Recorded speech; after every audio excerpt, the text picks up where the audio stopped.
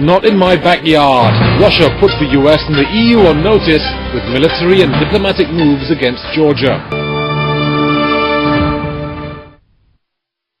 Welcome back to World Insight. Now, the Georgia-Russia conflict broke out a month ago, and since then all the related developments have been hogging the headlines. Military operations may have lasted only 5 days, but the underlying reasons began long before and aren't likely to fade away soon. The strategic importance of Georgia and its pro-Western position suggests the matter isn't simply between Georgia and Russia. It's a collision of differences between Russia and the West on former Soviet territory. Some critics have even begun to talk about a new Cold War.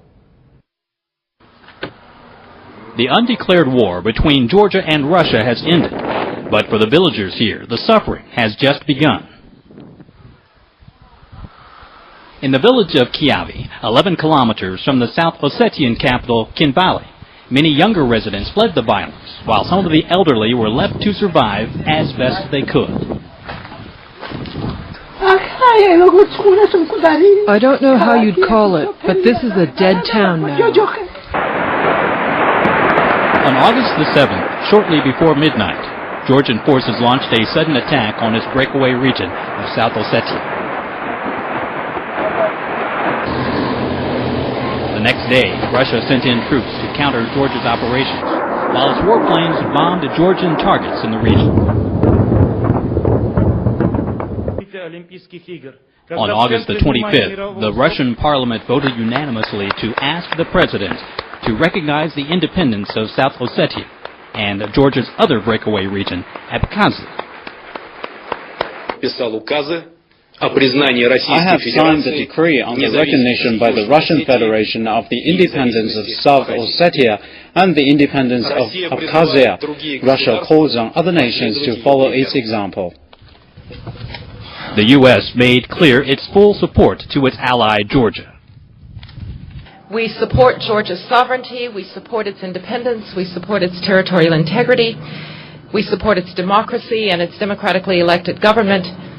That is America's position, and in my discussions with my European colleagues, it is the position of the Europeans as well.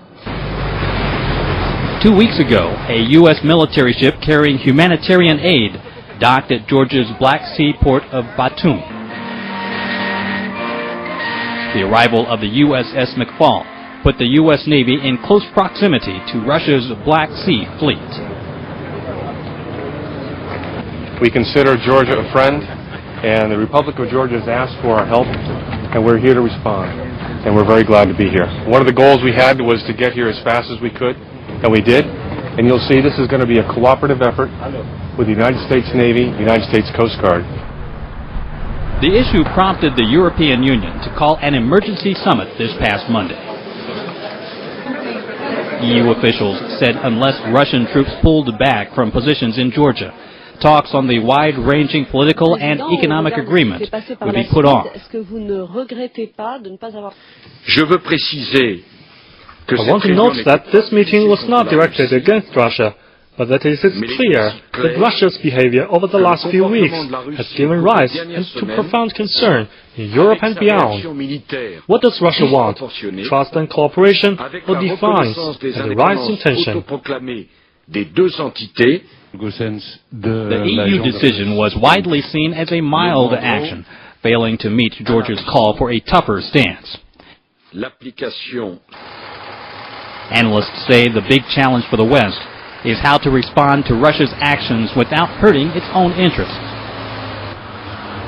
For those depending on Russia for their energy supplies, sanctions would benefit no one. The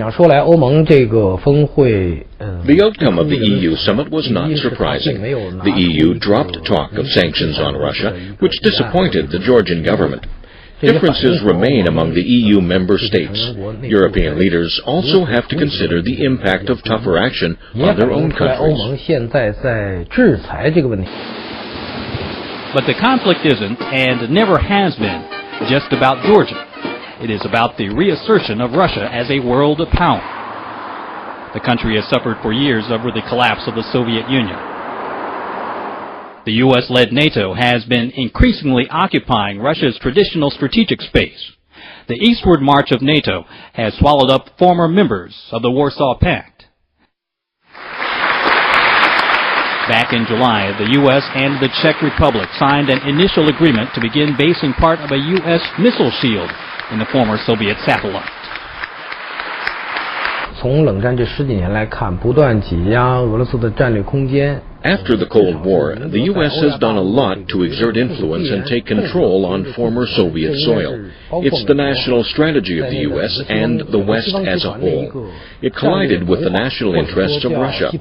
Despite Russia's objection, the U.S. will continue to do so in the future. But Russia is determined to defend its interests. President Dmitry Medvedev says that Russia is ready for any sanctions by NATO, including the alliance halting relations with Russia altogether. We don't need an illusion of partnership when we are surrounded on all sides with bases and an ever greater number of countries are being pulled into NATO and we are told not to worry. Obviously we don't like it, especially the actions they have taken recently to try and limit us. We did not provoke them and didn't want them.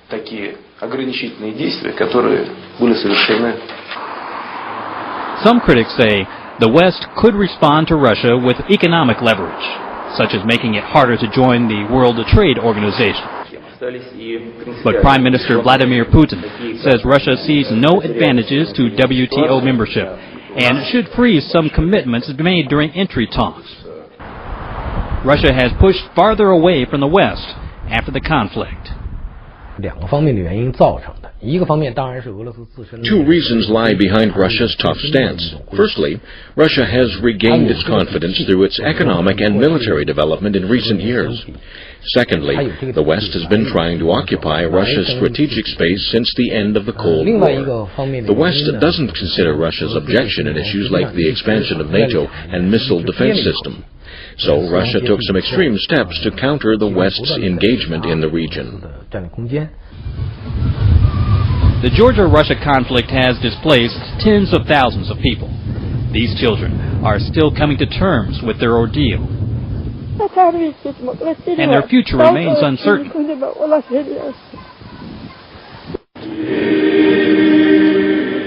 Meanwhile, in the capital of Georgia, hundreds of people marked a religious holiday with prayers for peace.